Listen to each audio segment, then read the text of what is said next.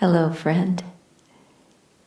Today is Christmas Eve, and I thought I would share a small personal story with you, which is that a couple of weeks ago I was given a digital Advent calendar. It's pretty worldly, it's not spiritually oriented, but every day there's a little animated clip of children sledding or people ice skating. And also in this Advent calendar, there's a little cottage that you can visit. And you can decorate a Christmas tree or play games. And I'm not much for games myself, but I happened to click on one of these games, and it's a grid pattern, and strands of gems appear on the screen, and you have to move the strand to fit into the grid. And once you get a whole line of gems, then they disappear. Well, as I was playing this game, I realized that the gems that I was being given were of two kinds. One was a gem that I really needed to complete a line and have it disappear, or it was a challenging strand of gems that I couldn't possibly find a place for, and the game would be over then if I couldn't find a place for it. And it made me realize that the circumstances of our lives are such that we are given exactly what we need. And if we play it right, if we don't panic and think, oh no, I can't possibly do this. If we just look inside, we will see that what we've been given is exactly what we need in order to change, in order to grow, in order for more karma to disappear, like that full line of gems. And if we have proven ourselves that we've done our best, that we've tried, we've thought, we've meditated, we've acted as best we can, still, Divine Mother sometimes has a sense of humor, and she hands us a challenging hand, something that we really cannot overcome. And then the game is over. And what do we do when the game is over? We start a new one. So let's think of that silly little game as sort of a microcosm of what life is like. We have been isolated now because of the pandemic for many, many months. And many of us have lost dear ones, loved ones.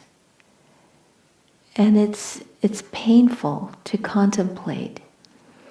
But let's remember that we live, as Yogananda said, many, many lives. It takes 1,000,000 lives just to get to where we are now.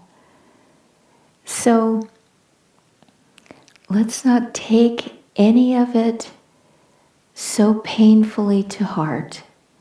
Instead, let's just do our best calmly, not with knee-jerk reactions to the circumstances of our lives, but just calmly, thoughtfully, seeing what we can do with the hand that God has dwelt us.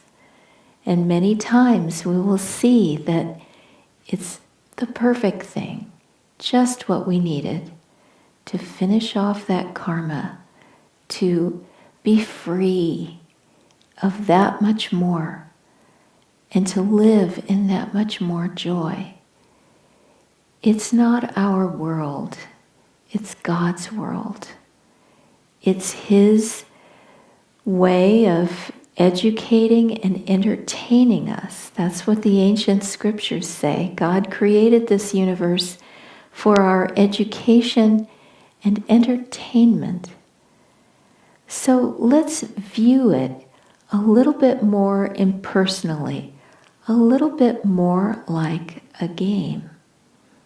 And let's feel that, and feel in our hearts, not just intellectualize, but try to feel that we will do our best with whatever is given to us. And the game is to stay calm. The game is to try to give love in every circumstance. Not easy, but that's what we were born for. To be free and to take our energy within and draw it up to the spiritual eye and to expand our awareness out through this point. So let's see that as the goal. And everything that happens to us as coming from God's hand to give us the opportunity to be free and to live forever in God's light and joy. May this Christmas, even though it's very unusual, not filled with parties and friends and relatives and feasts and all of that sort of extravaganza that we normally gravitate to. It's much more inward. It's more centered in God if we make it that way. So instead of feeling lonely and not part of the Christmas spirit, let's feel that that Christmas spirit is instead all the more palpable, all the more tangible, because we're experiencing it on the inside. Divine Mother has given this to us, and let's take it as a gift, the gift of inner freedom and joy in God. Merry Christmas.